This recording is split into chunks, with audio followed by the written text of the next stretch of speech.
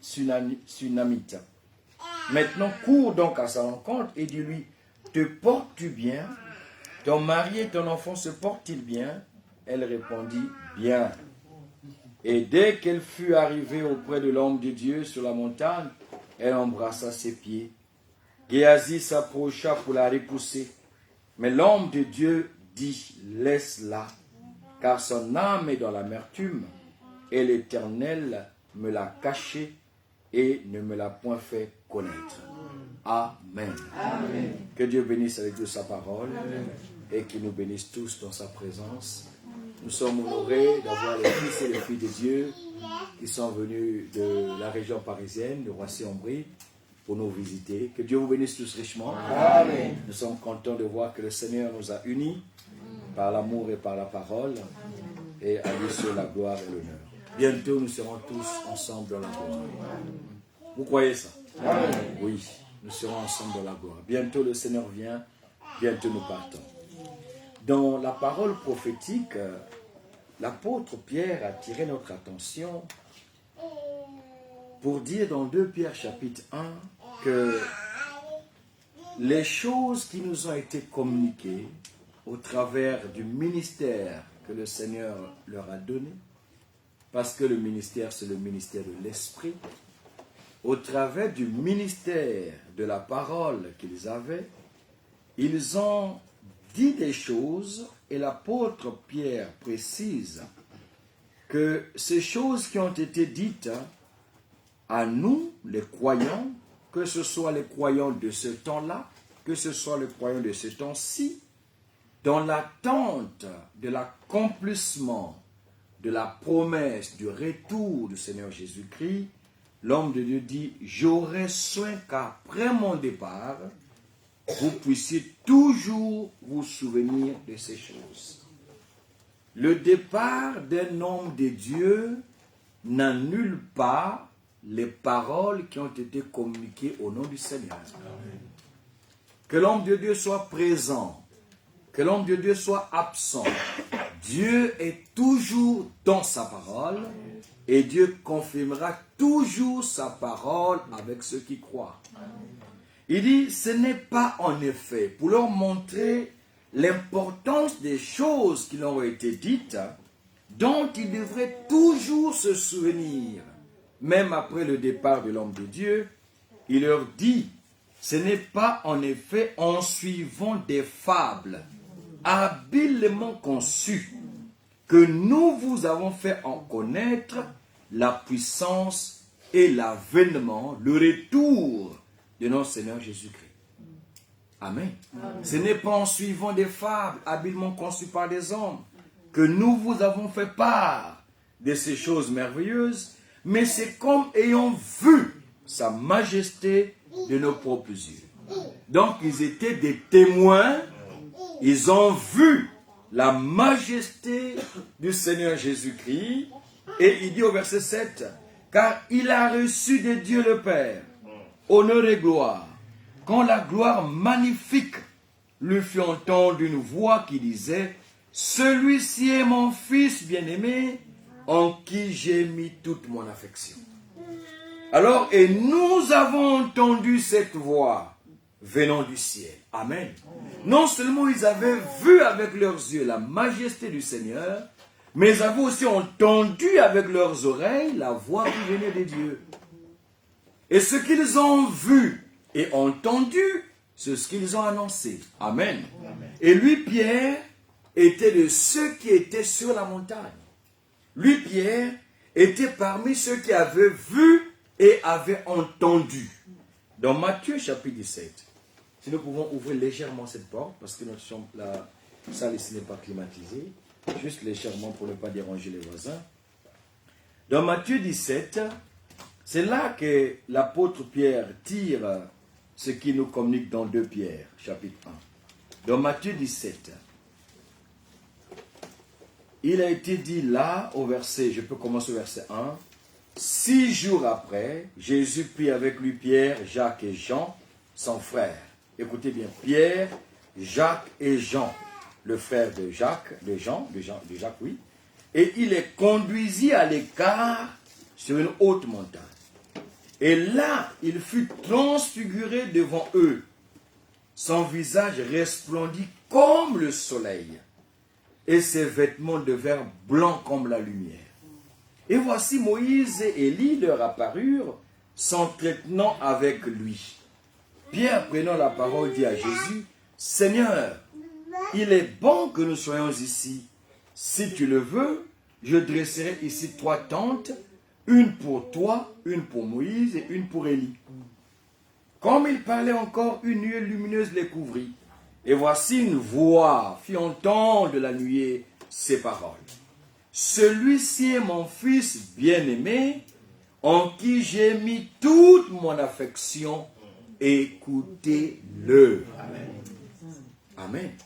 Pierre, Jacques et Jean ont vu la majesté du Seigneur sur cette montagne, plus tard appelée la montagne de la transfiguration. Parce que devant leurs yeux, le Seigneur a été transfiguré, et eux qui ont vu cela ont entendu la voix de Dieu disant, « Celui-ci est mon fils bien-aimé, en qui j'ai mis toute mon affection. Écoutez-le. » Voilà celui que nous écoutons. Amen. Amen. Celui dont le témoignage de la part de Dieu dit, écoutez-le. Amen. Même lorsqu'un frère nous parle, nous allons au-delà de la voix du frère. Oui. Nous n'écoutons pas le frère, mais nous écoutons Dieu par le frère. Amen. Parce que la prophétie disait, ils seront tous enseignés de Dieu. Amen. C'est Dieu lui-même qui nous enseigne. Amen. Et Dieu nous enseigne par son esprit. C'est pourquoi l'apôtre Jean pouvait dire, l'onction que vous avez reçue vous enseigne toutes choses. C'est Dieu. Alléluia. Maintenant, eux étaient témoins oculaires parce qu'ils ont vu, auriculaires parce qu'ils ont entendu. Et l'un des témoins, justement, l'apôtre Pierre dit, ce n'est pas en effet en suivant des fables habilement conçues que nous vous avons fait connaître la puissance et l'avènement de notre Seigneur Jésus-Christ, mais c'est comme ayant vu sa majesté de nos propres yeux. Amen. Et le verset 18, et nous avons entendu cette voix venant du ciel lorsque nous étions avec lui sur la sainte montagne. En fait, la montagne n'était pas sainte, mais la présence du Seigneur saint sur cette montagne fait qu'on appelle la montagne sainte. Amen. Une montagne sans le Seigneur, elle n'est pas sainte. Un peuple sans le Seigneur n'est pas saint. Alléluia. Mais quand le Seigneur qui sanctifie est au milieu de nous, il nous dit saint. Amen. Amen. Alors la parole de Dieu déclare qu'ils avaient vu, ils avaient entendu et ils l'ont annoncé.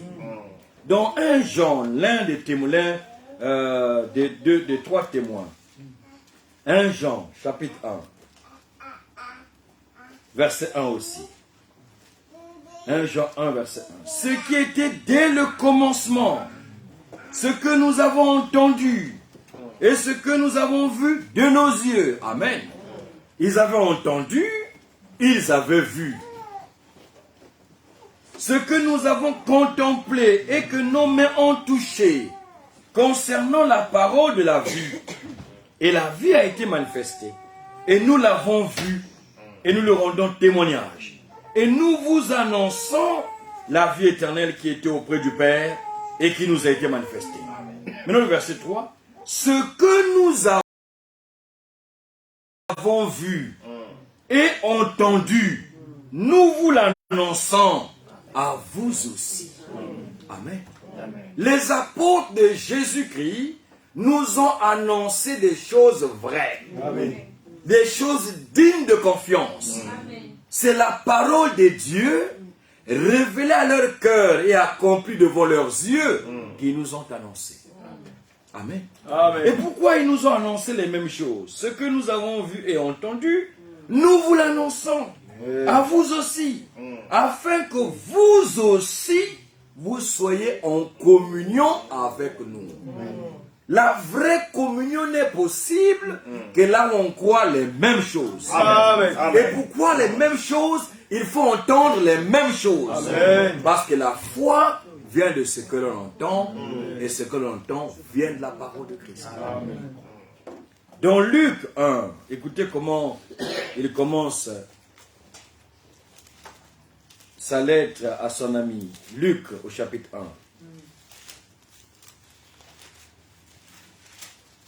Verset 1 aussi. Plusieurs ayant entrepris de composer un récit des événements qui se sont accomplis parmi nous, suivons ceux qui nous ont transmis, ceux qui ont été des témoins oculaires dès le commencement et sont devenus des ministres de la parole, donc les apôtres.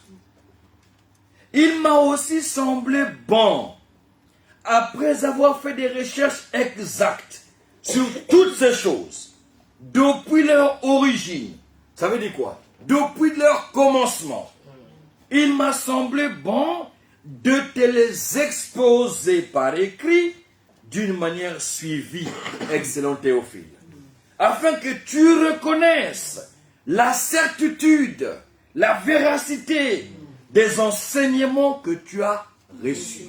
Amen.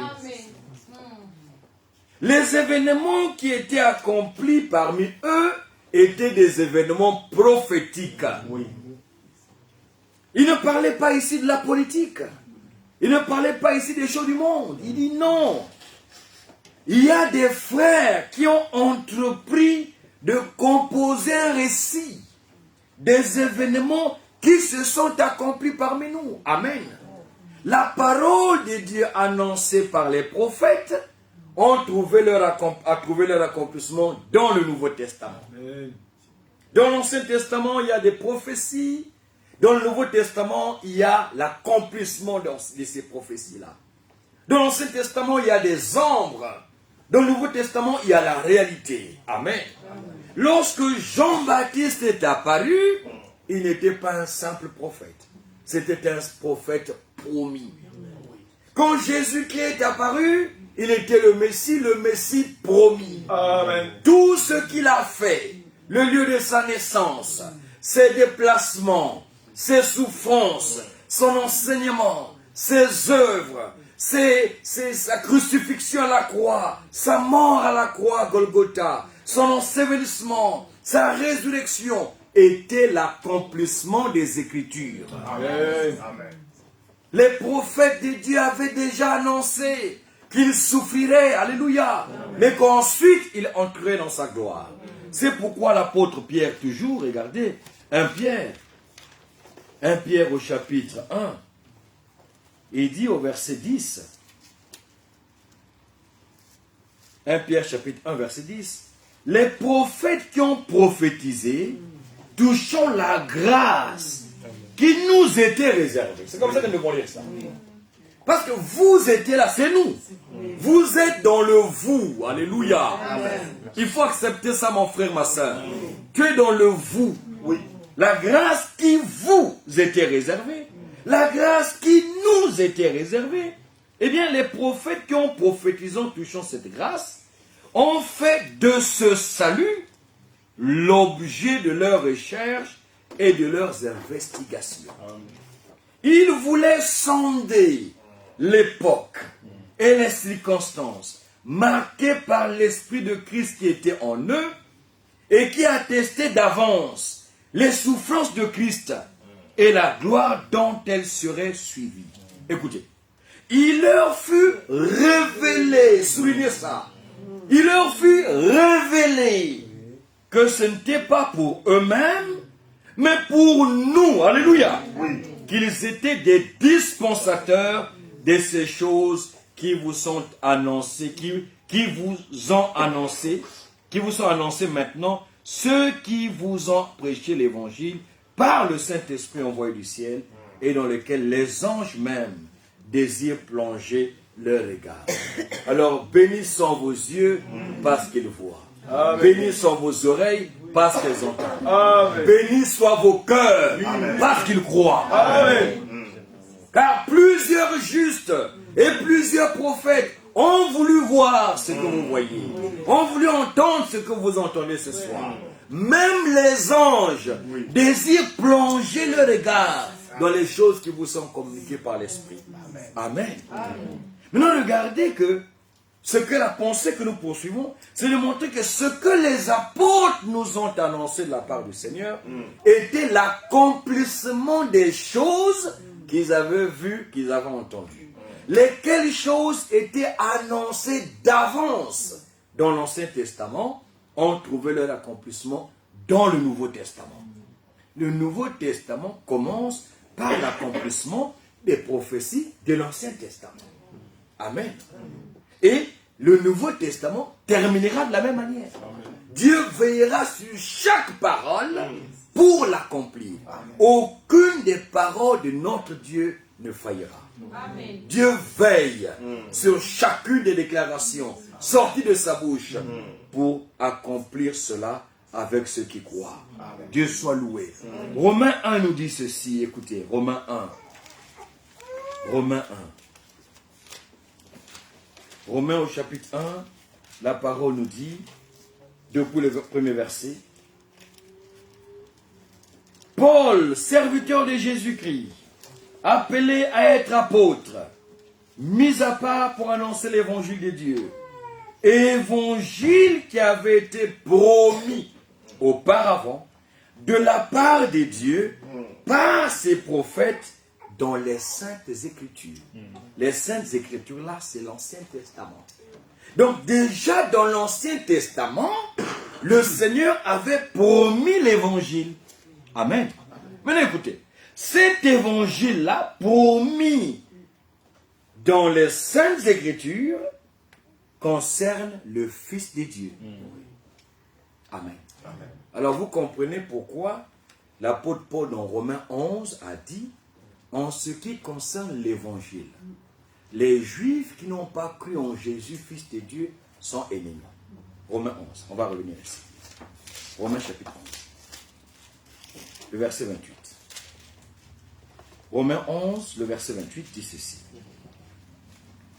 En ce qui concerne l'évangile, et l'évangile concerne Jésus, le Fils de Dieu. Amen.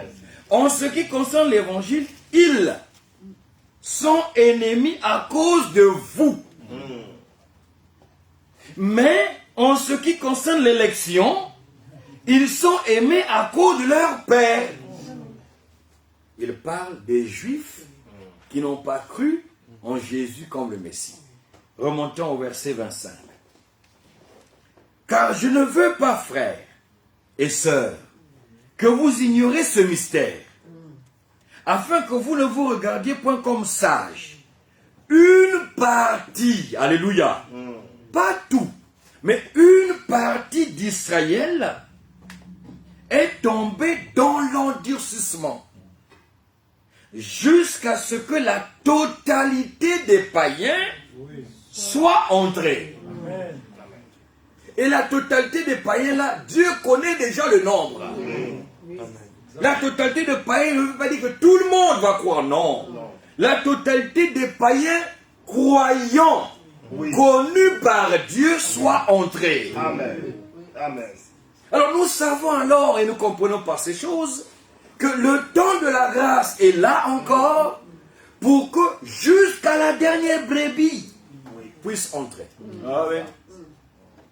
Lorsque la dernière brebis connue du Seigneur seul entrera, la porte de la grâce pour les nations sera fermée et le Seigneur se retournera vers Israël. Parce qu'il ne peut pas travailler au même moment avec Israël et au même moment avec l'Église tirée des nations. Lorsqu'il est venu pour la première fois, elle est venue chez les siens, la parole. Elle est venue chez les siens, la lumière. Elle est venue chez les siens, la vie. Dieu, sous une forme humaine. Mais les siens ne l'ont point reçu. Alors, à tous ceux qui l'ont reçu, alléluia, amen, à ceux qui croient en son nom, elle leur a donné le pouvoir de devenir enfants de Dieu. Amen. La position la plus élevée. La position la plus élevée. enfants de Dieu. Oui. Amen. Amen. Plus que le président de la République. Oui. Plus que les rois de la terre. C'est vrai. Plus que les ministres. Enfants de Dieu. Oui. Vous vous rendez compte? Enfants de Dieu. Le créateur de toutes choses. Oui. De tous les hommes sur la terre. Fait de vous son fils. Fait de vous sa fille. Ça, c'est la position la plus élevée. C'est le plus grand miracle que Dieu puisse faire. En prenant un fils d'homme et faire de lui un fils de Dieu. Et c'est le frère Branham, le prédicateur que Dieu a envoyé en ce temps de la fin, prophète, qui disait dans la prédication, je pense, la statue de l'homme parfait. Il dit, si vous avez vécu sans atteindre ce but-là de devenir enfant de Dieu, vous avez vécu en vain. Il dit, vous avez péché parce que vous avez manqué le but. Et là, il dit, pécher, c'est manquer le but. Oui. Dieu merci. C'est pourquoi nous ne sommes plus des pécheurs. Parce que par nous, Dieu a atteint son but. Amen. En effet, il convenait à celui pour qui est toute chose et qui sont toutes choses et qui voulait conduire à la gloire. Plusieurs fils est élevé par les souffrances à la perfection, le prince de leur salut. Alors celui-là n'a pas honte de nous appeler frères, parce que et celui qui est sanctifié et ceux qui sont sanctifiés, ils sont issus d'un seul. Amen. Dieu soit loué. Amen. Fils et filles de Dieu. Gloire à Dieu. Maintenant la parole de Dieu dit que une partie d'Israël est tombée dans l'endurcissement jusqu'à ce que la totalité des païens sont entrés. Verset 26. Ainsi tout Israël sera sauvé. Selon qu'il est écrit, le libérateur viendra de Sion et il détournera de Jacob les impiétés. Amen. Regardez, il détournera de Jacob les impiétés. Ce sera mon alliance avec eux. Écoutez, et ce sera, n'est-ce pas, mon alliance avec eux lorsque j'ôterai leurs péchés. En ce qui concerne l'évangile, ils sont ennemis à cause de vous. Mais en ce qui concerne l'élection, ils sont aimés à cause de leur Père, car les dons et l'appel de Dieu sont irrévocables. Amen. Gloire à Dieu. C'est pourquoi l'homme de Dieu avait déjà dit au verset 20 de Romains 11 toujours, il avait mentionné. Prenons prenons le verset 13. Disons le verset 13. C'est la parole prophétique. Je vous le dis à vous, païens, en tant qu'apôtre des païens. Je glorifie mon ministère. Afin, s'il est possible, d'exciter la jalousie de ceux de ma race et d'en sauver quelques-uns. Car si leur mise à l'écart a été la réconciliation du monde, amen. Vous comprenez ça, frère et sœur? Oui. Leur mise à l'écart était pour la réconciliation du monde. Et comment Dieu s'est réconcilié avec le monde? Dieu était en Christ. Oui. L'évangile concerne son fils Jésus. Alors, si leur mise à l'écart a été la réconciliation du monde, que sera leur réintégration, sinon le passage de la mort à la vie? Amen. Or, si les prémices sont saintes, la masse l'est aussi. Et si la racine est sainte, les branches le sont aussi. Mais si quelques-unes des branches ont été retranchées, vous voyez la partie qui est tombée dans le durcissement? Et si toi, païen, sur la chair, qui était un olivier sauvage, tu as été greffé à leur place et rendu participant de la racine nourricière de l'olivier, ne te glorifie pas aux dépens de ses branches. Vous comprenez ça? Ça, c'est le plan merveilleux du Seigneur. Si tu te glorifies, sache que ce n'est pas toi qui portes la racine, mais que c'est la racine qui te porte. Tu diras donc, toi païen, par la grâce de Dieu branché connectés, greffés, participants. Tu diras donc, les branches d'Israël ont été retranchées afin que moi, le païen, bon sauvage, je sois greffé. L'apôtre Paul dit, cela est vrai. En disant ça, tu dis vrai. Elles ont été retranchées, pourquoi? Pour cause d'incrédulité. Vous voyez, l'incrédulité est mortelle. L'incrédulité est fatale. L'incrédulité, c'est un blasphème à Dieu. L'incrédulité arrête l'incrédule lui-même.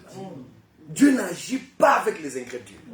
L'apôtre Jacques dit, celui qui doute, qu'il ne s'imagine même pas. L'apôtre Jean ajoute que celui qui n'accepte pas le témoignage de Dieu, il fait des dieux menteurs. C'est un blasphème. C'est pourquoi ils vont périr, les incrédules. Pas parce qu'ils ont abusé du vin, ils ont abusé, non. Ils vont périr parce qu'ils ne croient pas. Ils n'ont pas accepté le témoignage que Dieu a rendu de son Fils. Être incrédule est un état. Tu es incrédule. Tu es pécheur. Il faut que la grâce de Dieu, au travers de la prédication de l'évangile, touche le cœur, afin qu'on se convertisse à Christ, et qu'à ce moment-là, on n'est plus pécheur, on est sauvé. On n'est plus incrédule, on est croyant. On ne peut pas être à la fois pécheur et sauvé. Incrédule et croyant, c'est pas possible. Soit l'un, soit l'autre. Et Dieu veut, c'est ça la volonté de Dieu, que tous les hommes soient sauvés. Dieu veut ça. Mais c'est Dieu qui veut que tous les hommes soient sauvés, c'est parce qu'il est Dieu. Qui sera sauvé, qui ne sera pas. Maintenant, ça, il nous faut comprendre. La prédestination dont la Bible parle ne veut pas dire que Dieu a décidé, je veux perdre Paul, je veux sauver Pierre. Non. À ce moment-là, Dieu serait injuste.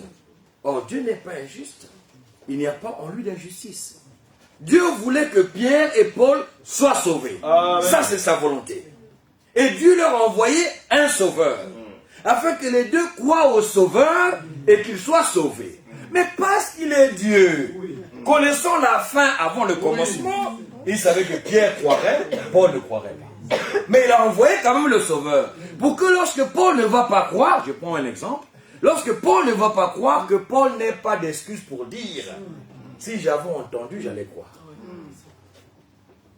Personne n'aura d'excuse devant Dieu. Dieu ne donnera raison à aucun homme. L'apôtre Paul dit même que, regardez, toute la création témoigne du Créateur. Amen. Mais les hommes préfèrent adorer la créature au lieu du Créateur. Ils sont inexcusables. Le soleil montre qu'il y a un Dieu. Un jour, je pensais, mais le soleil, quand il va se coucher là, après il va où? Le soleil se couche, il est où? En 19h21, il est où? Ah, le soleil s'est couché, il est couché où? Qui va aller le trouver? On dit le soleil se couche ici. Personne. Le lendemain matin, ouf, il apparaît. Le même soleil qui était parti se coucher, que vous n'avez pas vu après qu'il s'est couché, le voici qui se lève le matin. Et il fait ça tous les jours. Cela témoigne qu'il y a un Dieu au ciel qui est vrai. Toute la nature témoigne que Dieu est vrai, que Dieu est réel. Maintenant, l'homme, dans son incrédulité, préfère adorer la créature au lieu d'adorer le Créateur. Parce que toute la création témoigne qu'il y a un Créateur. Amen. L'incrédulité, qu'il y ait au milieu de nous aucun incrédule. C'est notre prière. Amen. Ils ont été retranchés pour cause d'incrédulité et toi tu subsistes par la foi. Amen. Amen. C'est la foi qui te fait subsister. Et l'apôtre Paul ajoute, ne t'abandonne pas à l'orgueil, mais crains. Amen. Car si Dieu n'a pas épargné les branches naturelles, et il ne t'épargnera pas non plus, qui est déjà une branche qui n'est pas naturelle. Vous comprenez? Alors revenons dans Romains 1, pour voir que l'évangile, le verset 2, avait été promis auparavant de la part des dieux, par ses prophètes dans les Saintes Écritures, il concerne son Fils. Voilà, une autre écriture me vient, c'est dans les Actes des Apôtres. Je crois que c'est en rapport avec ce que nous avons lu. Alors, quand on dit les Actes des Apôtres, je ne connais pas encore le chapitre, mais on tourne les pages. Voilà, c'est 15. 15. Actes des Apôtres, chapitre 15. Lorsqu'ils eurent cessé de parler, verset 13, Jacques prit la parole et dit, « Hommes frères, écoutez-moi. Simon a raconté comment Dieu a d'abord jeté les regards sur les nations pour choisir du milieu d'elles un peuple qui porte son nom. » Pour vous choisir, alléluia, vous tirez des nations, formez désormais le peuple de Dieu, ayant porté par le baptême dans l'eau le nom du Seigneur Jésus-Christ sur vous. Parce que vous tous qui avez été baptisés en lui, vous avez revêtu Christ. Amen. Alors, l'apôtre continue en disant, et avec cela, amen. Donc, il nous montre le plan. Simon a raconté comment Dieu a jeté les regards parmi les nations pour tirer du milieu d'elles un peuple qui porte son nom. Il dit, mais avec cela, s'accordent les paroles des prophètes. Mais qu'est-ce que les prophètes avaient dit? Les prophètes de l'Ancien Testament. Qu'est-ce qu'ils avaient dit de la part de Dieu? Selon qu'il est écrit dans l'Ancien Testament, après cela, amen, après le fait que j'ai tiré un peuple parmi les nations qui portent mon nom, après cela, je reviendrai. Ici, c'est en rapport avec Israël. Après cela, je reviendrai et je relèverai de sa chute la tente de David. J'en reparerai les ruines et je la redresserai, afin que le reste des hommes cherche le Seieur, ainsi que toutes les nations sur lesquelles mon nom est invoqué, dit le Seigneur qui fait ces choses et à qui elles sont connues de toute éternité. Ce qu'il avait connu de toute éternité, c'est ce qu'il a exprimé par les prophètes. Les prophètes ayant écouté ce que Dieu a exprimé, ont mis par écrit. C'est devenu l'écriture. Amen. Et les apôtres ont pris ce que les prophètes ont dit dans l'Ancien Testament, nous ont annoncé cela. L'évangile commence comme ça. Marc. Marc au chapitre 1. Verset 1. Commencement de l'évangile de Jésus-Christ, Fils de Dieu. Selon ce qui est écrit dans Ésaïe le prophète, et ainsi de suite. Amen. Dans d'autres versions, surtout la version anglaise, il est dit, selon ce qui est écrit dans les prophètes. Regardez que le Nouveau Testament commence par l'accomplissement des prophéties de l'Ancien Testament. Lorsque l'apôtre Pierre apporte l'évangile, il dit, dans 1 Pierre, regardez, chapitre 1, versets 24 et 25. Il se réfère à la parole de l'Ancien Testament de Ésaïe 40, verset 6 et suivant, et il dit, car au verset 24 de 1 Pierre chapitre 1, toute chair est comme l'herbe, et toute sa gloire comme la fleur de l'herbe. L'herbe sèche et la fleur tombe. C'est une évidence. Oui. L'herbe séchera et la fleur tombera. Mais la parole du Seigneur demeure éternellement. Maintenant écoutez, il ajoute. Et cette parole du Seigneur qui demeure éternellement est celle qui vous a été annoncée par l'évangile. Donc regardez que la vraie prédication de la parole de Dieu met ensemble l'Ancien et le Nouveau Testament dans une harmonie divine. Le peuple entend alors la pleine parole, le plein évangile et reçoit par conséquent la pleine révélation de la part de Dieu. Amen. Amen. C'est pour cela que l'apôtre Pierre pouvait dire que ce que nous vous avons annoncé, nous sommes témoins. Nous avons vu et nous avons entendu. Et Jean dit, ce que nous avons vu et ce que nous avons entendu, nous vous l'annonçons, afin que vous soyez en communion avec nous. Vous aurez la même foi que Pierre, Paul et Jacques, que si vous entendez la même prédication que Pierre, Paul et Jacques. Oui. Et Dieu soit loué. Amen. Au temps de la fin ici, par le ministère du prophète de Dieu, William Branham, le Seigneur Dieu lui-même nous a restauré la prédication prophétique et apostolique. Amen. Amen. À nous aussi, l'apôtre Paul peut dire, vous êtes édifiés sur le fondement des apôtres et des prophètes. Vous qui? La véritable église. L'époux de Jésus-Christ. Mais l'autre église là-bas, vous savez de quelle église je parle? Eux, ils n'ont pas des prophètes. Ils n'ont pas des apôtres. Avez-vous remarqué ça? Cette église-là n'a pas d'apôtres, n'a pas de prophètes. Eux, ils parlent de prêtres, ils parlent de papes. Mais la Bible parle des prophètes, la Bible parle des apôtres. Amen. Nous avons été édifiés sur le fondement des apôtres et des prophètes.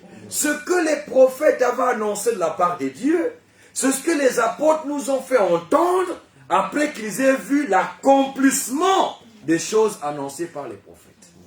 Amen. La parole prophétique. Alors vous faites bien de prêter attention. Regardez.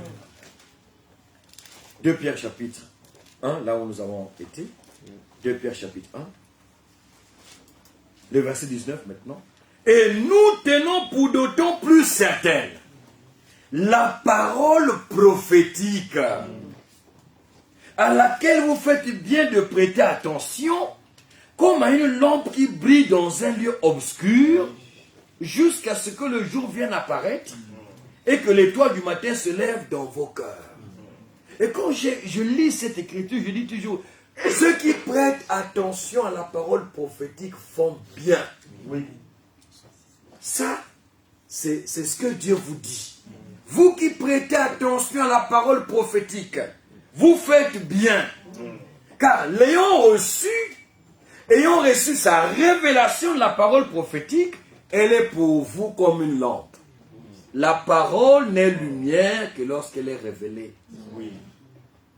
C'est vous qui avez reçu la parole prophétique, c'est vous qui en avez reçu la révélation, eh bien, elle brille pour vous comme une lampe dans un milieu obscur. Alors que le monde est dans les ténèbres spirituelles les plus profondes, vous avez la lumière qui vous éclaire. Les événements prophétiques sont rendus clairs par la prophétie. Événements modernes. Lorsque vous regardez les choses arriver autour de vous, vous regardez la prophétie, vous comprenez, vous êtes éclairé. Parce que pour vous qui avez reçu la parole prophétique, la parole est comme une lampe qui brille dans un lieu obscur. Et dans le naturel, quand la lampe brille, vous montre le chemin. Amen. La lampe ne brille pas juste pour briller. Le but de la lampe dans les milieux obscurs, lorsqu'elle brille, c'est pour vous montrer le chemin. Et nous, la parole prophétique qui nous est révélée par le Saint-Esprit nous montre le chemin. Jésus-Christ est le chemin. Amen. Alors nous pouvons le suivre jusqu'à ce qu'il revienne, nous prendre de cette terre et nous amène dans la gloire. Amen. À Dieu soit la louange, Amen. À Dieu soit la gloire. Amen. Et par rapport à ça, l'apôtre Pierre nous exhorte pour dire, pour commencer, sachez tout d'abord vous-même qu'aucune prophétie de l'Écriture ne peut être un objet d'interprétation particulière. Nous n'avons aucun droit, aucune circonstance ne nous permet d'interpréter la parole prophétique. Non.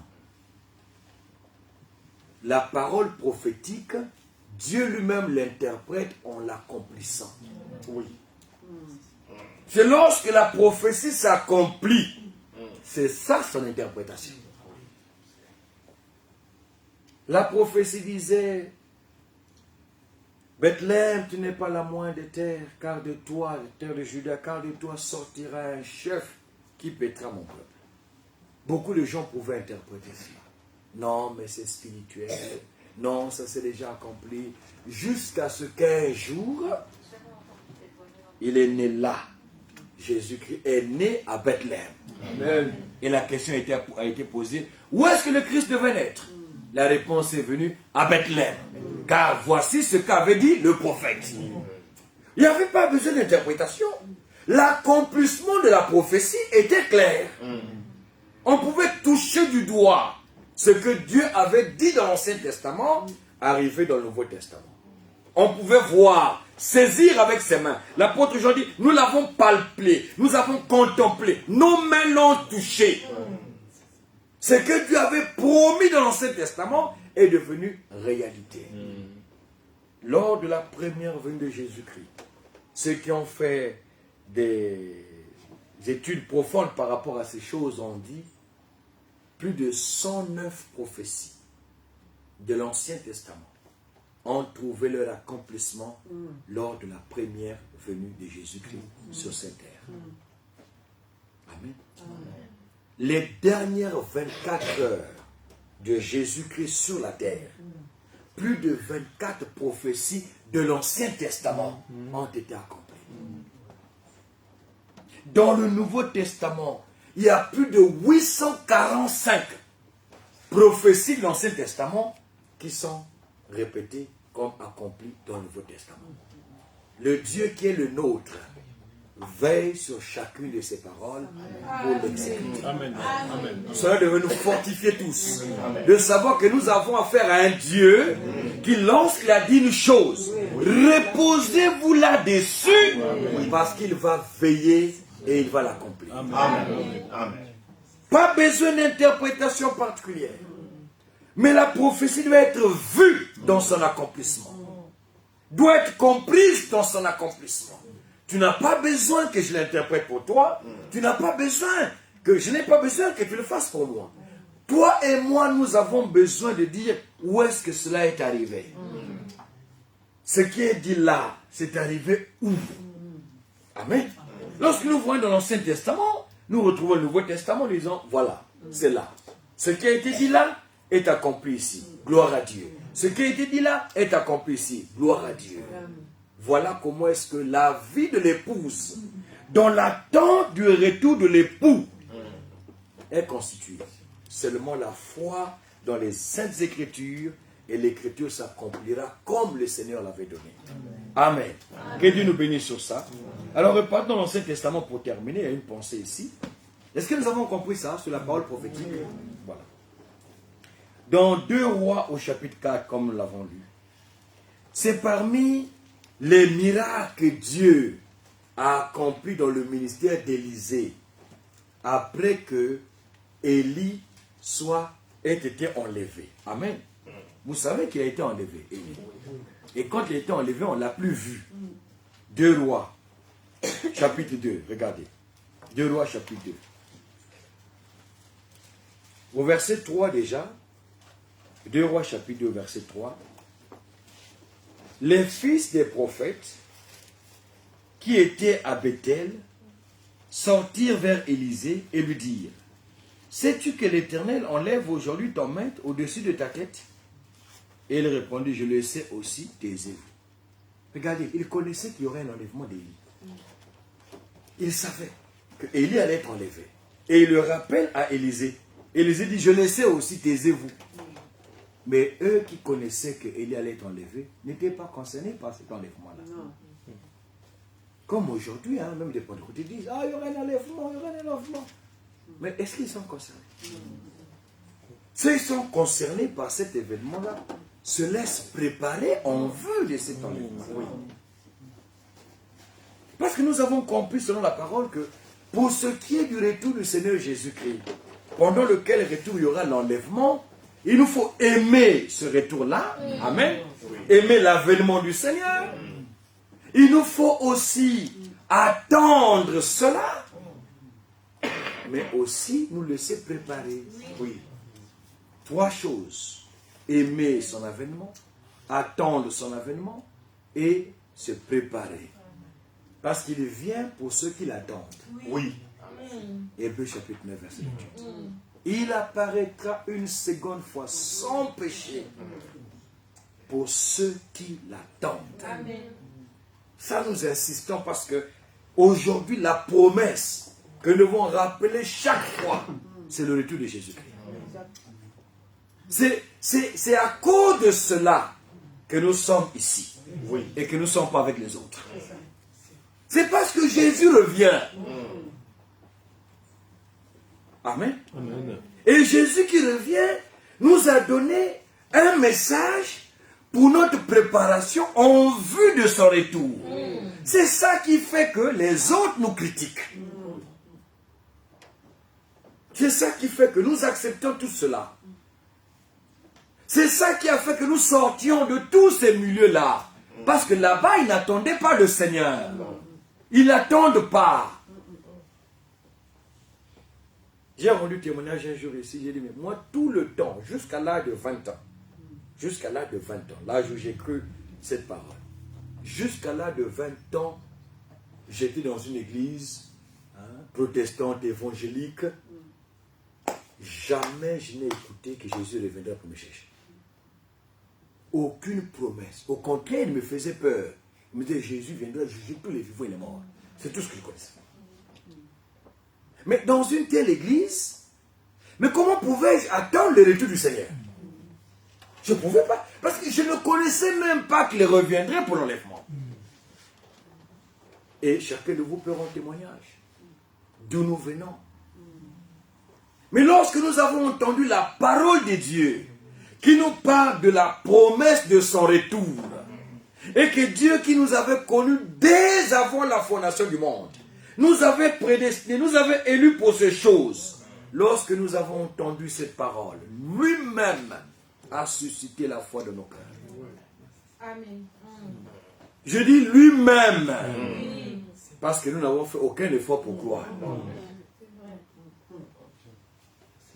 Parfois, on était même venus avec des amis, ayant écouté la même parole, mais nous avons cru, eux, ils n'ont pas cru. Mais comment nous avons entendu la même parole? Moi, ça m'a touché. Ah, moi, ça ne m'a pas touché. Ah, moi, vos choses là. Ah, moi, vos... Dieu savait. Lorsque Dieu a envoyé son prophète, disant par Malachi, je vous enverrai. Vous là, vous étiez là dedans. Amen. Je vous enverrai, élu le prophète. Dieu vous avait vu. Que vous croirez cette parole. Oui. Et il vous avait prédestiné pour ça. C'est pourquoi aucun sorcier ne pouvait vous bouffer. Jamais. Les sorciers, ils sont ici. Nous sommes trop loin. Fils de Dieu. Bouffez pas un sorcier. Mais jamais. D'ailleurs, nous sommes en Christ. En Christ. Pour nous toucher, il faut passer par Christ. Qui va l'avoir, le Christ? Qui peut bouffer Jésus-Christ? C'est pas possible. Il ne pouvait pas nous déranger.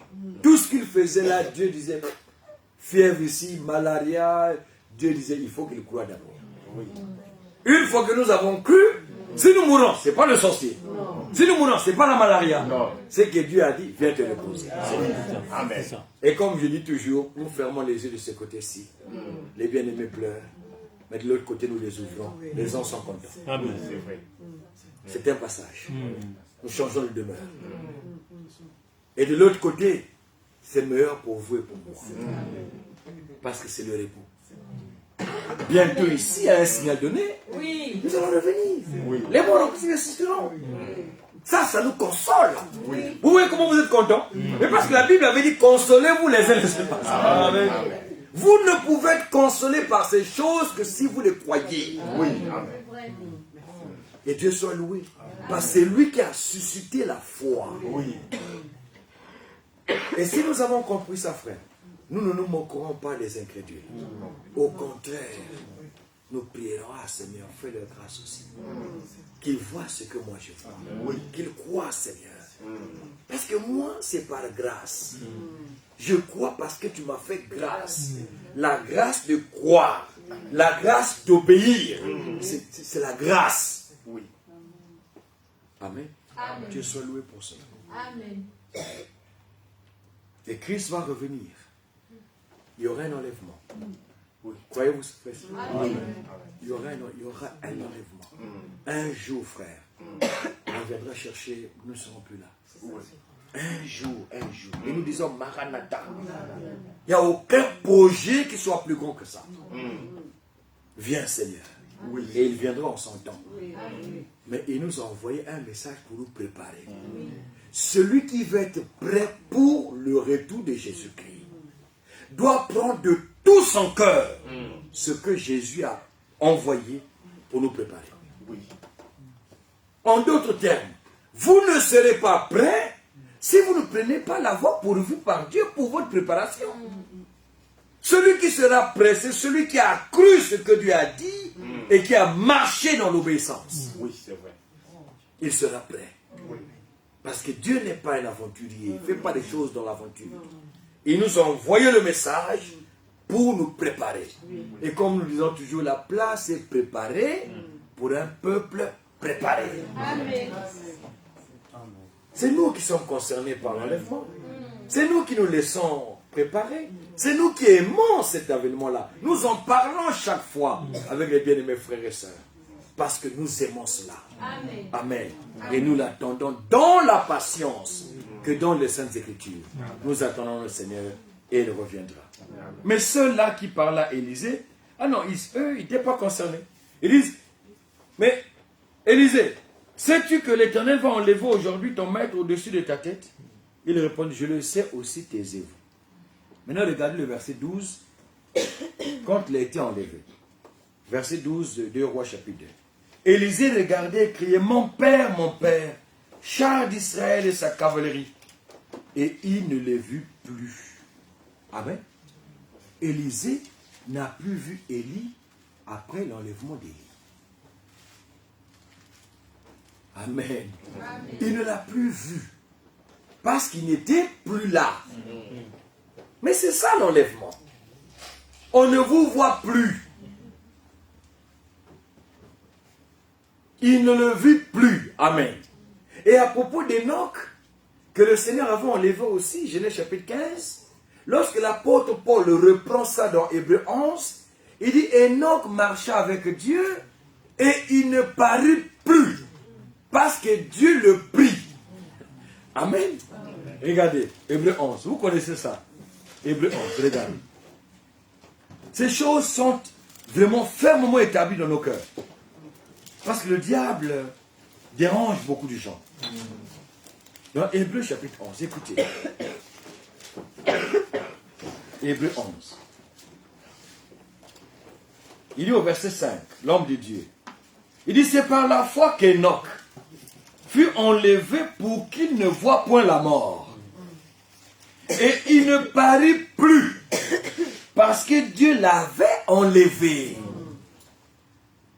Lorsque Dieu va nous enlever, lors du retour de Jésus-Christ, on ne nous verra plus. Élie a été enlevé. Élisée ne l'a plus vu. Enoch a été enlevé. Il ne parut plus parce que Dieu l'avait enlevé. L'épouse de Christ sera enlevée et on ne nous verra plus. C'est là que le temps de la grâce va terminer. Le temps de la grâce pour les nations termine avec le retour de Jésus-Christ pour l'enlèvement. C'est tout. Et nous vous informons, nous, du Seigneur, que c'est pour bientôt, très bientôt. Il est à la porte.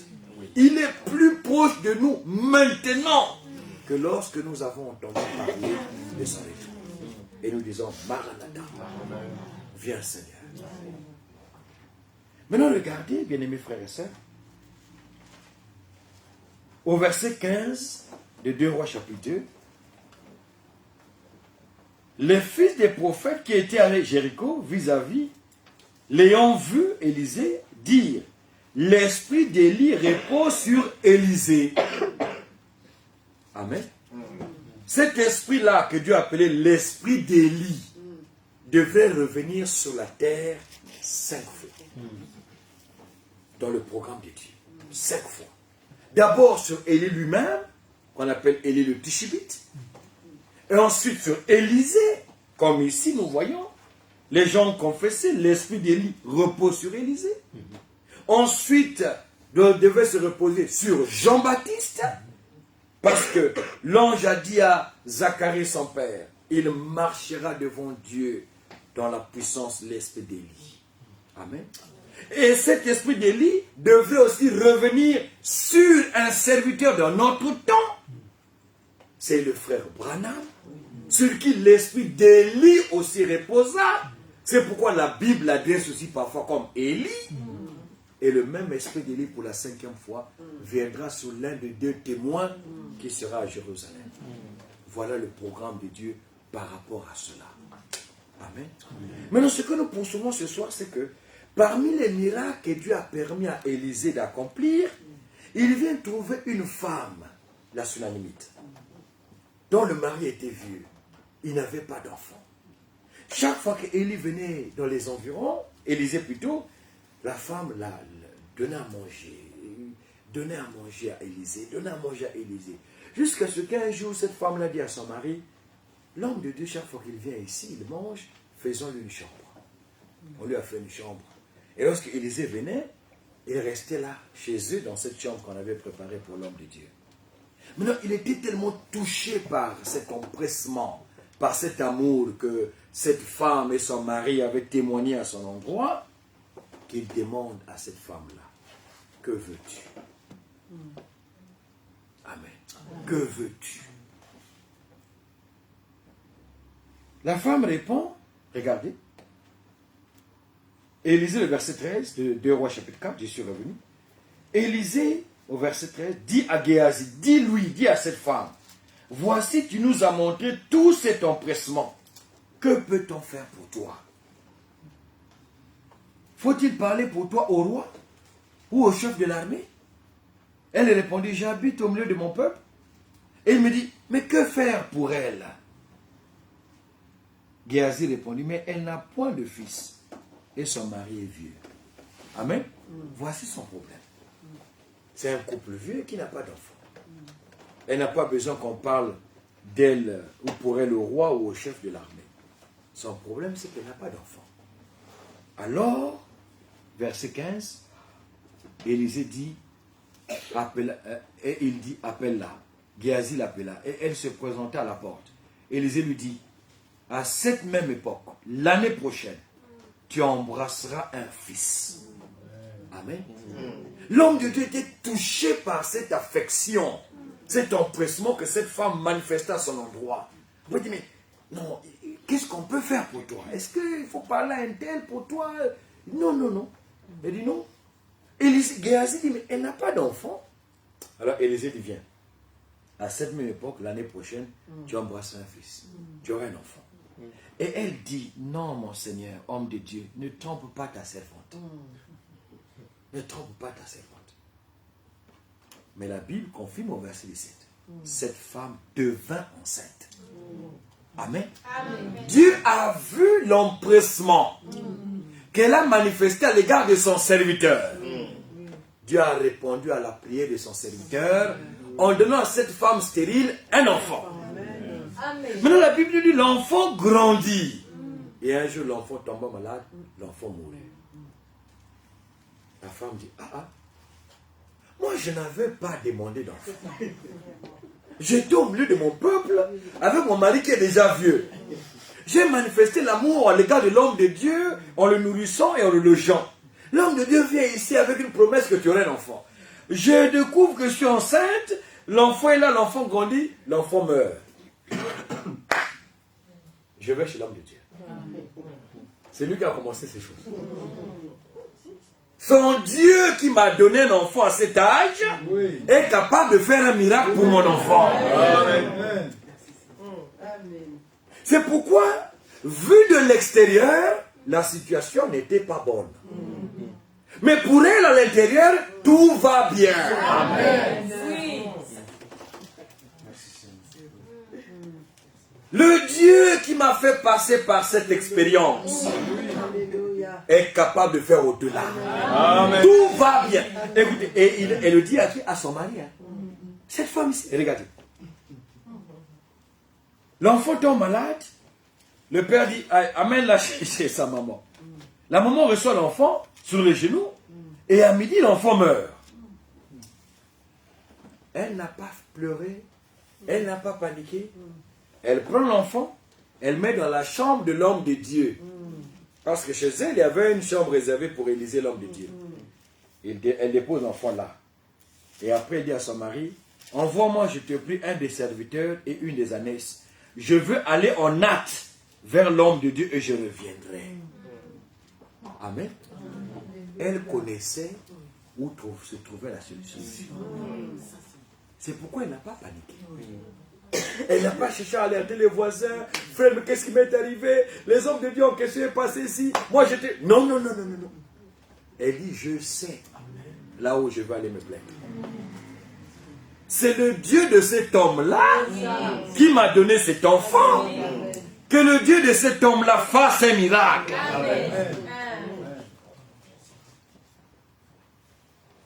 Son mari dit au verset 23, pourquoi veux-tu aller aujourd'hui vers lui?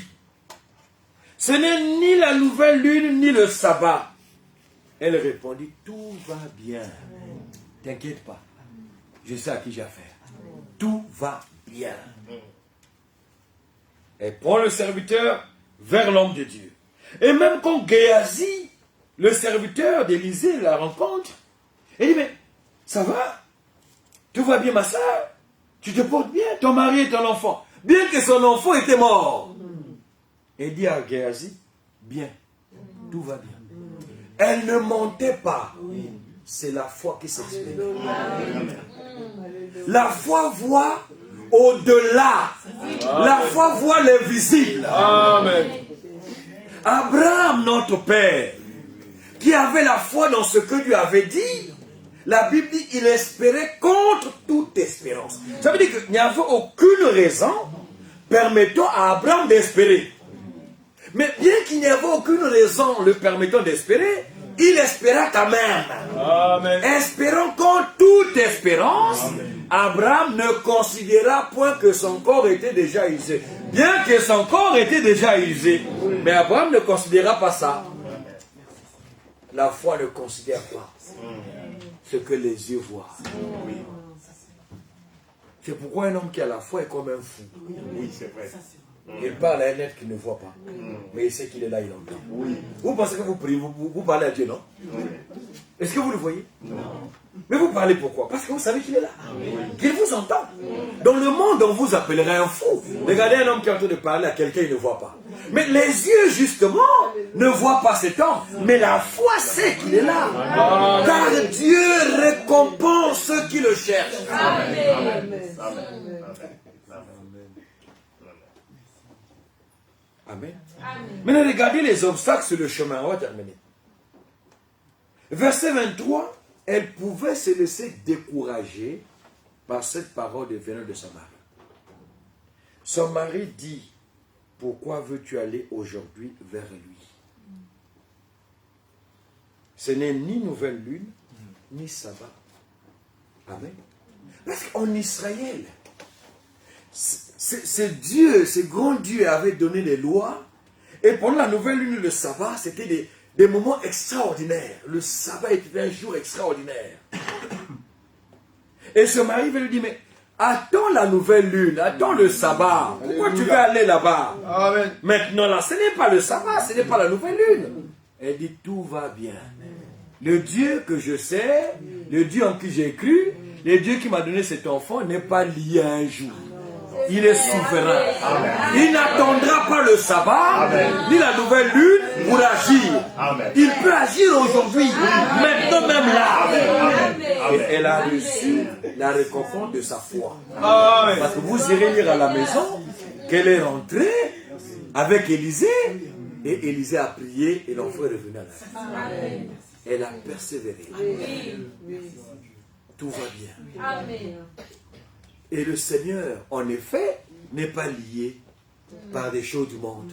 Oh non, et c'est seulement le dimanche. Ah non, non, le Seigneur peut agir là où il veut, Amen. quand il veut, par qui il veut. Amen. Amen. Il est souverain. Allez dire aux frères qui ont confondu le baptême du Saint-Esprit avec la pluie de l'arrière-saison et qui disent aujourd'hui Dieu ne baptise plus le Saint-Esprit, c'est seulement pendant la pluie de l'arrière-saison. Dieu est souverain. Vous ne pouvez pas le limiter. Il donne encore Amen. à ceux qui viennent à lui avec foi. Amen. Dieu ne peut pas le lever. Amen. L'une des raisons pour laquelle on a tué Jésus, c'est parce qu'il agissait, guérissait les gens pendant le sabbat. Oui, c'est ça. Regardez, Jean chapitre 5. Jean 5. Jean 5. Il a fait un miracle le jour du sabbat. On a écouté le verset 10 de Jean 5, verset 9 déjà. Aussitôt cet homme fut guéri. Il prit son lit et marcha. Pourquoi? Parce qu'au verset 8, Jésus dit, lève-toi. Lui dit Jésus, prends ton lit et marche. Vous connaissez cette histoire, non? Oui. Il fallait être à côté de la piscine de Bethesda. Et celui qui, chaque fois un ange venait remuer l'eau, quand il y avait le mouvement de l'eau, celui qui tombait le premier dans l'eau recevait la guérison. Ah, tous les malades étaient là, alignés, à côté de la piscine. Il fallait être très rapide.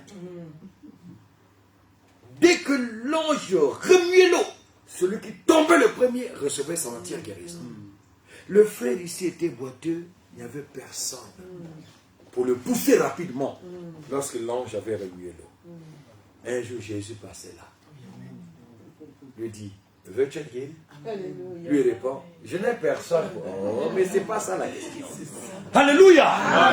Bien-aimés frères, bien-aimés sœurs, quand Jésus pose la question, réponds ouvertement. Amen. Ne cherche pas à raisonner. Ça me fait pousser aux jeunes, penser à ces jeunes hommes-là. Que veux-tu, que dois-je faire pour être sauvé?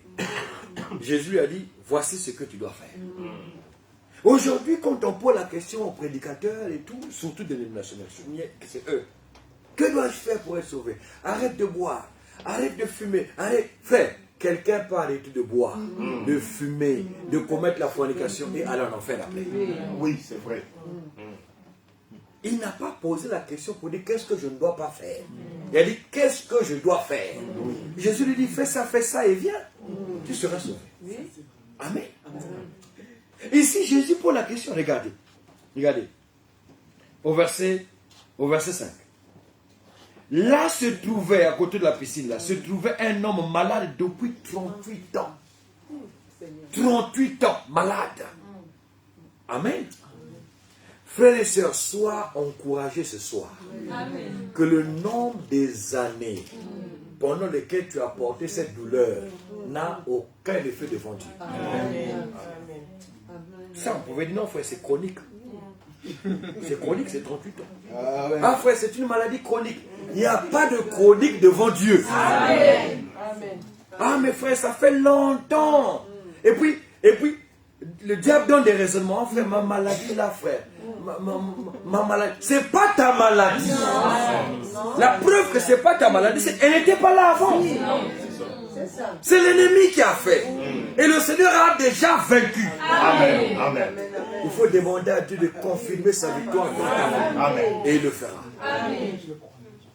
L'homme était malade depuis 38 ans. Jésus l'ayant vu coucher et sachant qu'il était malade depuis longtemps, lui dit, veux-tu être guéri? Ah, quelle question Jésus. Tu connais toutes choses, non? Tu poses la question à un malade s'il veut être guéri. Hein, frère? Selon l'homme, on peut dire, ah, mais ça c'est quelle question là? Mais le Seigneur veut ça. C'est pourquoi il dit demander. Parce qu'en fait, il connaît vos besoins. Vous pensez qu'il ne connaît pas? Il connaît. Il connaît les besoins, il connaît les souffrances. Mais il dit quand même demander. Parce que demander est un acte de foi. Oui. Quand vous demandez, vous obéissez. Oui. Jésus veut que vous demandez parce qu'il a dit demander. Oui. Donc quand vous demandez là, vous obéissez. Il connaît. Hein? Cet après-midi, il connaît. Il peut juste dire un mot et puis tout change. Oui. Mais il dit quand même demander. Parce qu'il veut voir que vous avez la foi pour demander. Jésus ne fait rien si vous ne voulez pas. Il n'agit jamais contre votre volonté.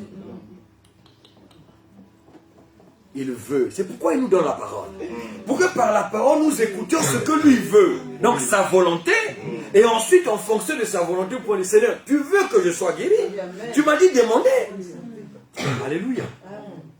veux-tu être guéri? Il peut poser la même question ce soir. Veux-tu être guéri? Amen. Veux-tu être sauvé? Amen. Veux-tu être délivré? Amen. Le malade lui répondit, Seigneur, je n'ai personne pour me jeter dans la piscine quand l'eau est agitée. Et pendant que j'y vais, Seigneur, un autre descend avant moi. C'est pas la question. Non. Moi j'ai dit, veux-tu être guéri? Ah Seigneur, le médecin avait dit, ça c'est héréditaire, mon père avait souffert de cette maladie, son grand-père, veux-tu être guéri? Ah Seigneur, moi j'étais dans telle église, mais on m'a... Veux-tu être sauvé? Donc il faut connaître son état. Je ne suis pas sauvé, oui Seigneur, je vais être sauvé. Je suis malade, oui Seigneur, je vais être guéri. Parce qu'en fait, tu m'avais déjà sauvé. Oui. Tu m'avais déjà guéri. Amen. Ça s'est fait à Golgotha. Oui. Confirme la parole. Amen. Amen. Amen. Pendant qu'il raisonnait sur l'ange qui doit descendre, remuer l'eau, personne n'était là pour le pousser. Il dit, lève-toi, prends ton lit. Lève-toi, prends ton lit et marche.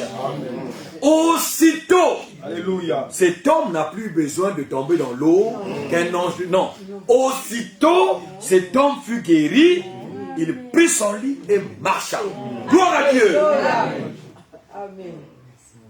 Maintenant, le verset 10 dit, c'était un jour de sabbat. Ah, c'était un jour de sabbat. Le mari de la femme, sur la limite, a dit, mais ce n'est pas le jour de sabbat pour que tu ailles vers l'homme de Dieu. Mais Dieu agit aussi même le jour du sabbat. Chez Dieu, il n'y a pas un jour déterminé que je ne peux te guérir. Que... Non, Dieu guérit. C'est un secours qui ne manque jamais dans la détresse. Et comme la détresse n'attend pas le jour, comme la détresse n'attend pas la minute, Dieu n'attend pas le jour, Dieu n'attend pas la minute. Dans la détresse, peu importe le jour, peu importe le lieu, Dieu est capable et Dieu va intervenir. Il ne manque jamais dans la détresse. Que le Seigneur nous encourage par ce moment. Amen. C'était un jour de sabbat. Et écoutez, c'était un jour de sabbat. Les Juifs dirent donc à celui qui avait été guéri, c'est le sabbat. Il ne t'est pas permis d'emporter ton lit. Mon Dieu. Regardez. Au lieu de se réjouir et de glorifier Dieu du fait que quelqu'un qui a souffert pendant 38 ans vient de recevoir sa guérison, eux ils disent, c'est pas un jour de sabbat, hein? Donc il ne t'est pas permis d'emporter ton lit. Il ne pouvait pas contester le miracle. N'est-ce pas? Il ne pouvait pas refuser que l'homme avait été guéri.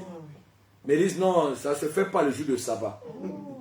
Et l'homme leur répondit, celui qui m'a guéri m'a dit, prends ton lit et marche. J'ai obéi en prenant mon lit et en marchant. Amen. C'est ça. Il demandait, qui est l'homme qui t'a dit, prends ton lit et marche. Alléluia. Maintenant regarde le verset 16. C'est pourquoi les Juifs poursuivaient Jésus. Parce qu'il faisait ces choses le jour du sabbat. Maintenant le verset 17. Mais Jésus leur répondit, mon Père agit jusqu'à présent. Moi aussi j'agis. Amen. Ah, frère, nous sommes encore au temps de la grâce. Amen. Il agit encore. Amen. Peu importe la douleur, peu importe la situation, même si elle a perduré, même si c'est plus de 38 ans, le Seigneur agit encore. Amen. Amen. Amen. Et qu'il agisse au nom du Seigneur Jésus. Amen. Amen. Alléluia. À cause de cela, les Juifs cherchaient encore plus à le faire mourir, non seulement parce qu'il violait le sabbat, mais parce qu'il appelait Dieu son propre Père, se faisant lui-même égal à Dieu. Voici les deux raisons fondamentales, les deux chefs d'accusation qu'on a portés contre Jésus pour le crucifier. Il disait, mon Père est plus grand que moi. Parfois il dit, moi et mon Père nous sommes un. Et comprenez, s'il dit que son Père est plus grand que lui, donc c'est lui Dieu. Alors que Jésus n'a jamais dit, je suis Dieu. Mais les Juifs qui connaissaient la loi savaient que Dieu est esprit. Comment peut-il avoir un fils physique? Ils ne savaient pas que c'était le plan de Dieu. Que demain, Pierrette aussi serait fille de Dieu. Sa fils sera fils de Dieu. Il fallait que lui devienne d'abord fils, et à travers lui, nous devenons fils et filles de Dieu. Amen. Jusqu'à cet après-midi, Dieu est encore esprit. Mais nous sommes physiques, ses fils et ses filles. Amen. Parce que Jésus est passé par là. Amen. Regardez Luc. Luc au chapitre 13. Verset 10. Jésus enseignait dans une des synagogues le jour du sabbat. Et voici, il y avait une femme possédée d'un esprit qui la rendait infirme depuis 18 ans. Elle était courbée et ne pouvait pas du tout se redresser. Vous vous rendez compte? Pendant 18 ans. Lorsqu'il la vit, Jésus lui adressa la parole et lui dit, femme, tu es délivrée de ton infirmité. Sa parole est toute puissante. Un seul mot suffit, ma soeur. Un seul mot suffit, mon frère, pour que la situation change complètement. Et il lui imposa les mains. À l'instant, elle se redressa et glorifia Dieu. Mais le chef de la synagogue, écoutez, un religieux, chef de la synagogue, indigné. Mais c'est un miracle qui est fait. Comment toi tu peux être indigné? Indigné de ce que Jésus avait opéré cette guérison un jour de sabbat, dit à la foule, pas à Jésus. Vous voyez l'hypocrisie? Au lieu de dire à Jésus, il dit à la foule. Et en disant à la foule, il disait à Jésus. Il dit à la foule, il est assez jours pour travailler. Venez donc pour faire guérir, vous faire guérir ces jours-là. Comme si c'est lui qui allait les guérir ces jours-là. Non pas le jour du sabbat. Hypocrite, lui répondit le Seigneur.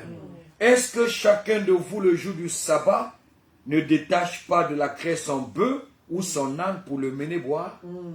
Et cette femme, qui est une fille d'Abraham, et que Satan tenait liée depuis 18 ans, ne fallait-il pas la délivrer de cette chaise le jour du sabbat? C'était une fille d'Abraham. La guérison était pour elle. Luc 19. Je vais rapidement. Luc 19. Fille d'Abraham, la guérison était pour elle. N'est-ce pas? Luc 19. Jésus rentre dans la maison de Zaché. Zaché ou Zaché. Et là, au verset 8, mais Zaché se tenant devant le Seigneur lui dit, voici Seigneur, je donne aux pauvres la moitié de mes biens. Et si j'ai fait tort de quelque chose à quelqu'un, je lui rends le quadruple. La présence de Jésus dans sa maison a poussé une véritable conversion, sans que Jésus ne prêche. Il est juste rentré. Il dit non, j'ai des problèmes, j'ai rien que ça. Maintenant, Jésus lui dit au verset 9, le salut est entré aujourd'hui dans cette maison parce que celui-ci est aussi un fils d'Abraham. Là-bas, la guérison, fille d'Abraham. Ici, le salut, fils d'Abraham. Pourquoi? Hébreux 2.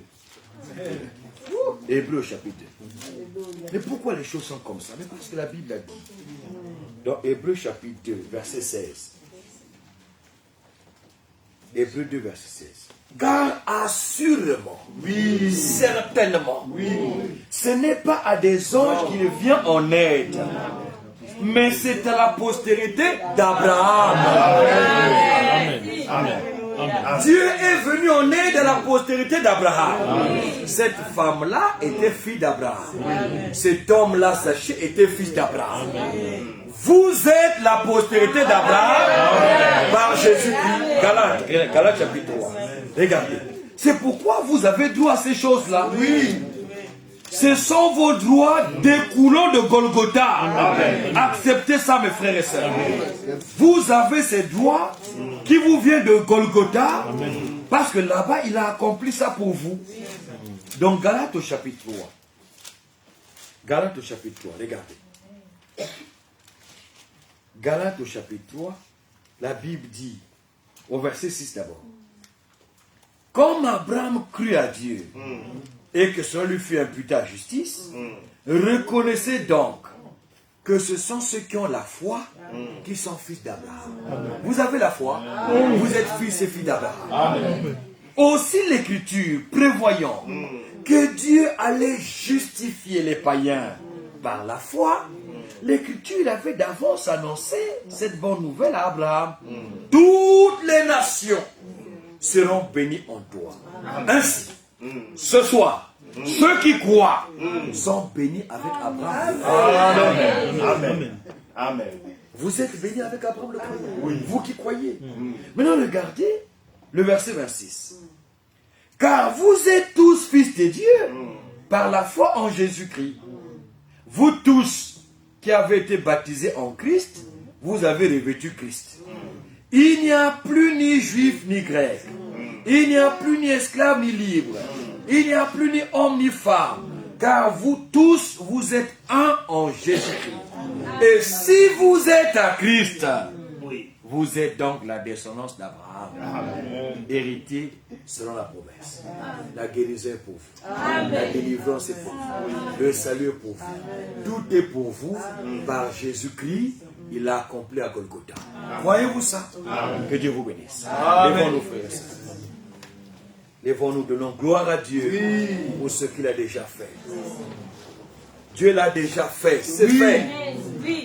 Accepte seulement et Dieu accomplira cela avec toi qui crois. Amen. Amen. Amen. Alléluia. Crois seulement. Crois seulement.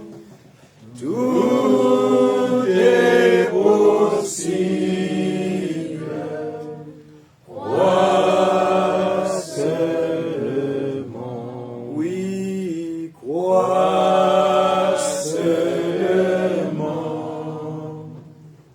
Crois seulement. Tout est possible. Crois seulement. Jésus est là. Jésus est là. Tout est possible. Jésus est là. Seigneur, je crois. Seigneur, je crois. Tout est possible. Seigneur, je crois. Donnons gloire et honneur à Dieu et disons, Seigneur, nous croyons. Prions. Oh mon Dieu. À toi la gloire, à toi l'honneur, à toi la louange, à toi l'exaltation pour tout ce que tu nous as accordé. À Golgotha, Seigneur, tu as tout réglé, le péché, la maladie, la mort, l'enfer, le diable, tu as vaincu, tu as triomphé. Ce jour-là, Golgotha, nous sommes guéris, nous sommes pardonnés, nous sommes délivrés, nous sommes sauvés.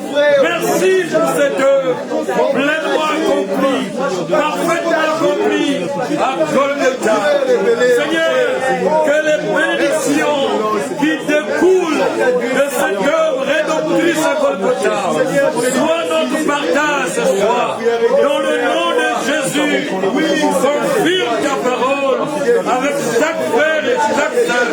Dans le nom de Jésus, qu'aucun de nous ne ressente encore les douleurs dans son corps. Dans le nom de Jésus, qu'aucun péché, qu'aucune maladie, qu'aucune influence étrangère ne demeure au milieu de ton peuple. Dans le nom tout-puissant de Jésus-Christ. Alléluia. Fais cela aussi pour nos frères et sœurs qui sont en ligne. Fais cela aussi pour les bien-aimés frères et sœurs. Dans le nom de Jésus. Alléluia. Gloire, honneur à Dieu. Oh Seigneur. Merci Seigneur. Merci pour la grâce. Merci Seigneur. Ôtez, Seigneur, le cœur de pierre pour le cœur de La pierre. bénédiction Seigneur, spirituelle en matériel. Merci pour cette assemblée, Seigneur. Merci. Merci, Merci nous pour voilà, ton Seigneur, dans le serviteur qui t'a établi ici. Merci. écoutez, Seigneur, ta volonté, Seigneur éternel. Merci Mais au pour la Christ de ça, Seigneur, pour la foi. nous persévérer, Seigneur, dans ce que que nous avons entendu. Et voilà, Père éternel, nous sommes ton peuple, Père éternel. Et nous vous remercions, Seigneur. Nous sommes véritablement reconnaissants, car nous savons que ce n'est pas la chair et le sang, Seigneur, qui nous révèlent ces choses, Père éternel. Mais Seigneur, c'est toi-même, Père éternel. Merci encore pour ton amour. Merci pour ta grâce. Oui, par le Saint-Père, que tu nous as parlé. Merci, Seigneur, pour tous les jours, Seigneur, que toi, Seigneur, tu t'es réservé. Merci, Seigneur. Merci encore, Seigneur. Seigneur, fortifie-nous, Seigneur. Tu connais nos faiblesses, nos manquements, Père éternel. Seigneur, nous persévérons, Seigneur, afin d'attendre nos victoires. Afin, Seigneur, d'aller à ta rencontre, Seigneur. Manifeste ta victoire de Golgotha dans la vie de chaque famille, chaque frère, chaque moi. Manifeste la victoire de Golgotha. Manifeste la victoire de Golgotha dans la vie des frères et des sœurs. Dans le nom de Jésus, nous te demandons. Alléluia. Et le plus important, voilà toi. Nous savons, Seigneur, que oui, nous allons l'atteindre. Merci pour ça. Tout va bien, Seigneur. Oui, tu l'as fait. Oh, tu l'as fait. Non, mais rédempteur, c'est le merci de le faire aujourd'hui pour nous. Merci, Jésus. Alléluia. Oui. Amen. Amen. Salut ton frère, ta sœur, dit tout va bien. Amen. Tout va bien, tout va bien. Tout va bien, oui, tout va bien. Oui, par la foi, tout va bien. Alléluia. Amen. Amen. Amen. Amen. Amen. Nous allons prier pour la réunion de Zurich. C'est demain, non? Oui. Nous allons prier que Dieu fortifie son serviteur, Eval Franck. Que demain Dieu nous parle encore. Oui. Et après nous recommandons notre départ en termes médecins. Prions. Dieu, Père, merci pour ta parole. Merci pour ce que tu as fait au milieu de nous. Seigneur, demain, nous avons rendez-vous avec toi. Ton serviteur va parler dans la réunion de Zurich. Nous demandons que tu le fortifies, Seigneur. Fortifie, il est vieux dans son corps, mais dans son âme et dans son esprit, tu revigores sa force, Seigneur. Donne-lui ce qu'il a besoin pour demain qu'il soit en forme et apporter la parole. Réponds à nos questions. Donne-lui la parole selon nos besoins. Utilise-le pour l'épouse de Christ dans l'attente de ton retour, Seigneur. Merci de le faire. Nous recommandons le départ de chacun de chacune en tes mains. Rentre avec nous en paix, Seigneur, et veille sur nous. Donne-nous la joie dans nos maisons et manifeste la victoire de Golgotha acquise pour ton peuple racheté. Dans le nom saint et précieux de Jésus-Christ, nous te prions, Père. Amen. Amen. Que Dieu vous bénisse. Amen. Nous avons les salutations de notre sœur Esther Mabella, de Bloomington, aux États-Unis d'Amérique. Notre sœur Marie Bayabou, depuis le Texas, aux États-Unis d'Amérique. Elle nous salue au nom de Jésus-Christ. Que Dieu les bénisse richement. Amen. Voilà, nous avons fini. Nous nous retrouverons demain, 9h45, parce que nous avons rendez-vous pour suivre la réunion de Zurich et prier le Seigneur. Que Dieu vous bénisse. Amen. Que Dieu bénisse les bien-aimés frères et sœurs. Amen. Ceux de Roissy-en-Brie. Apportez nos salutations à l'Assemblée de Roissy-en-Brie. Que Dieu vous bénisse. Amen. Voilà.